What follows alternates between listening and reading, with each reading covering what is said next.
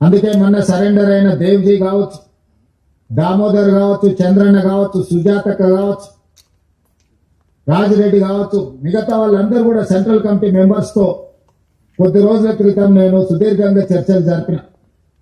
వాళ్ళ ఆలోచనను, వాళ్ళ ఆవేదనను రాష్ట్ర ప్రభుత్వం అర్థం చేసుకునే వాళ్ళు కొన్ని ప్రతిపాదనలు తెలంగాణ రాష్ట్ర ప్రభుత్వం ముందుకు తీసుకొచ్చింది.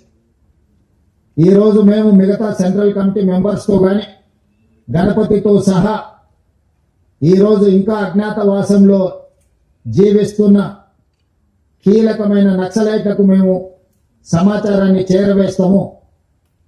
ప్రభుత్వం సానుకూలంగా స్పందించి వాళ్ళ ప్రాణాలకు ఎలాంటి హాని జరగకుండా వాళ్ళు లేవనెత్తిన సమస్యలను ప్రజాస్వామ్యబద్ధంగా పరిష్కరించడానికి సిద్ధమైతే మేము వాళ్ళకి విజ్ఞప్తి చేసి జైళ్లలో ఉన్న వాళ్ళతో చర్చిస్తాం. అరెస్ట్ అయి అడవిలో అజ్ఞాతవాసంలో ఉన్న వాళ్ళతో కూడా